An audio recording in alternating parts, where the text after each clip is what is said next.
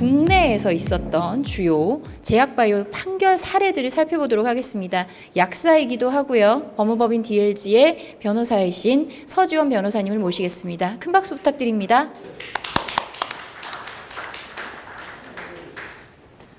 네, 안녕하세요. 저는 DLG에서 소속 변호사로 근무하고 있는 서지원입니다.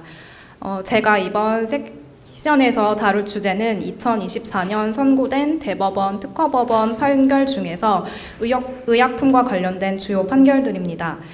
예년에 비해서 유의미한 판례가 많이 선고된 편이지만 그 중에서 이제 4가지를 중심으로 정리를 해보았습니다. 네, 제 간단한 양력인데요. 저는 학부에서 이제 약학을 전공을 하였고 변호사로 재직하기 이전에는 여러 종합병원에서 약사로 재직했던 이력이 있습니다. 이번 파트에서 살펴볼 판례를 약품별, 특허별, 그리고 분쟁의 종류별로 구분을 해보았습니다. 먼저 아스텔라스 제약의 베타미가 서방정 관련된 대법원 판례 2가지, 그리고 노바티스, 엔트레스토 관련 특허법원과 대법원 판례가 있었고, 또 각 판결에서 쟁점이 되었던 특허의 종류와 분쟁의 시초가 되었던 심판에 대해서도 간단하게 살펴볼 예정입니다.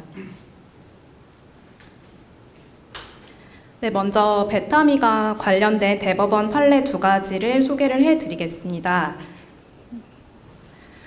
베타미가 서방정이라는 약물은 먼저 FDA에서 2012년 그리고 한국식약처에서는 2013년에 승인을 받았습니다. 미라베그론의 경우에는 기존의 과민성 방광의 치료제로 많이 사용되었던 솔리페나신, 즉 백시케어라는 약물에 비해서 무스카린 기랑 효과가 없어 부작용을 현저하게 감소시킨 약물이라고 평가를 받았습니다. 베타미가와 관련된 특허 분쟁의 히스토리는 다음과 같은데요. 먼저 식약처 허가 이후 2년이 채 지나지 않은 2015년 상반기부터 각종 제약사, 제네릭사의 무효 심판 그리고 권리범위 확인 심판이 이루어졌습니다. 다수의 심결은 취하로 끝나게 되었지만 그 중에서 빨간색으로 표시된 부분, 용도 특허에 대한 무효 심판이 인용되어서 특허권자가 제기한 심결 취소 소송이 지금까지 이어져 왔고, 또 결정형 특허에 대한 무효 심판 및 심결 취소 소송 또한 마찬가지로 진행이 되었습니다. 심결 취소 소송의 제1심이었던 특허심판원의 무효 심판에 대해서 간략하게 정리를 한 내용인데요. 특허법뿐만 아니라 디자인보호법 그리고 상표법에도 유사 제도가 규정이 되어 있습니다. 이때 무효 심판을 청구하는 당사자는 이해관계인, 즉 이 사건의 경우 국내 제네릭사가 되었고, 법정 무효 사유 같은 경우에는 특허법에 10개 가까이 되는 사유가 규정이 되어 있지만 이번 사건에서 문제되는 사유는 특허 요건이 갖추어지지 못한 경우와 그리고 명세서상 청구 범위의 기재 불비 사유가 중점적으로 이슈가 되었습니다. 네, 베타미과 관련된 첫 번째 대법원 판결인데요.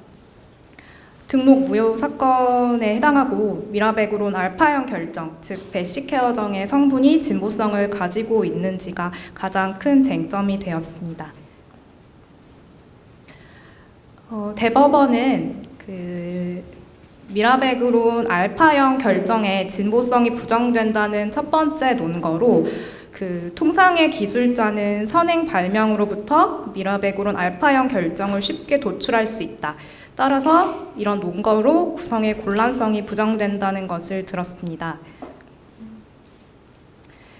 이때 결정형 발명, 특히 의약품 결정형 발명의 구성의 곤란성은 다음과 같은 기준에 따라서 판단을 하고 있는데, 먼저 결정형 발명의 효과, 제조 방법, 그리고 통상의 기술자의 수준을 기록을 통해 파악을 한 후에 그 다음 단계에서 특정 결정 다 형성에 대한 예상 가능성이 있었는지, 그리고 특정 결정형을 암시하는 것이 선행 문헌에서 찾아볼 수 있는지, 그리고 선행 화합물에 대한 통상적인 스크리닝을 하여서 결국 이 결정형이 예측할 수 없는 유리한 효과를 가지는지 판단하는 과정을 거치게 됩니다. 네, 그래서 결국 구성의 곤란성 판단 후에 그 선행 발명으로부터 예측할 수 없는 유리한 효과를 가지는지 판단하여야 된다는 기존의 법리를 재차 확인을 시켜 주었는데요. 결론적으로 이 사건에서는 흡습성 차이가 현저하지 않아서 예측할 수 없는 유리한 효과를 가진다고 볼 수 없다고 판단을 내렸습니다. 네, 베타미가 두 번째 판례는 용도 발명 관련된 무효 심판에 대한 3심 판결이었습니다. 대법원은 그 상고 기각 판결을 내리면서 원심인 특허법원의 판결을 인용을 하였는데, 통상의 기술자의 행동에 대한 예측 가능성, 그리고 기존 발명으로부터 미라백으론 의학 용도를 용이하게 도출할 수 있다는 점, 그리고 마지막으로 현저한 효과까지 고려하여 결국에 진보성이 없어서 특허가 무효라는 판단을 내렸습니다. 네. 진보성의 판단 기준에 대해서는 일반적인 특허 분쟁에서 통용되는 법리가 적용이 되었고요. 네, 다음 의약품으로 넘어가 보겠습니다. 다음 대상 의약품은 신부전 치료제인 엔트레스토 필름 코팅정입니다. 올해 상반기에 대법원에서 그리고 하반기에는 특허법원에서 선고된 판례를 중심으로 정리를 하였습니다. 엔트레스토는 노바티스사에서 개발한 신부전 치료제입니다. 한국에서는 2016년 4월에 식약처 허가 승인을 받았고, 다음해 2017년 10월부터 급여 등재가 되었습니다. 그래서 기존의 신부전 적용증에 사용되던 ARB 계열 약제인 발사르탄과 네프릴리신 억제제인 사쿠비트릴의 복합 약제입니다.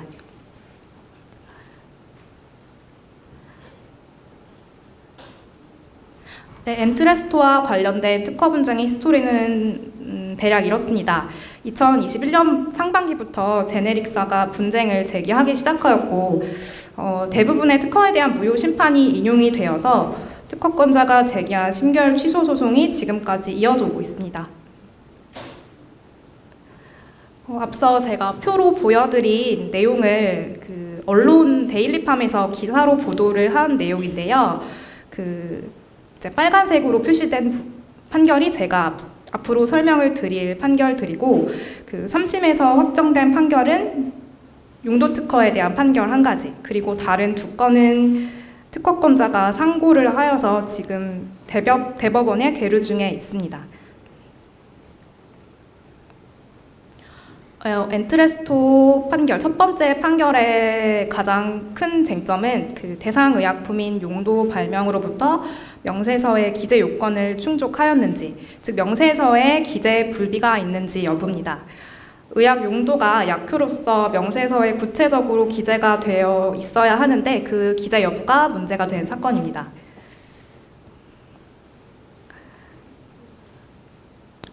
대법원은 먼저 복합제 의약품의 작용 기전이 출원 전에 명확히 밝혀졌는지 불명확하고, 또한 그 양리 데이터 등의 내용이 명세서에 구체적으로 기재되지 않았다는 점을 들어서 그 오리지널사인 특허권자의 상고를 기각하는 판단을 내렸습니다. 네, 다음 판결을 소개하기에 앞서서 권리범위 확인 심판, 특히 소극적 권리범위 확인 심판에 대해서 잠깐 짚고 넘어가고자 하는데요.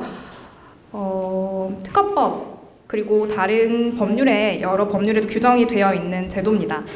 그래서 제약 바이오 분야에서는 주로 제네릭사가 제기하는 소극적 권리 범위 확인 심판이 많은 편이고, 특히 제네릭사가 오리지널사를 상대로 제네릭 의약품이 오리지널 의약품의 특허의 권리 범위에 속하지 않는다는 심결을 구하는 것으로 분쟁이 시작이 됩니다. 법원은 일반적으로 그 특허가 권리 범위에 포함되는지 여부를 판단하기 위한 기준으로 세 가지를 들고 있습니다. 즉 피청구인의 발명과 청구인의 발명의 과제 해결 원리가 동일하고 일부 변경이 있더라도 실질적으로 동일한 작용 효과가 있고 또 통상의 기술자라면 용이하게 생각해낼 수 있는 정도라면 권리 범위에 포함되어 특허 침해라고 판단을 하고 있습니다. 네, 마지막 판결 소개하겠습니다.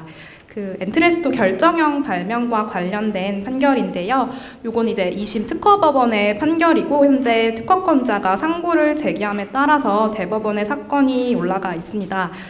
네, 그래도 한번 살펴보자면 심판 청구인의 확인 대상 발명과 특허 발명은 수화물 구성에 있어서 차이가 있다.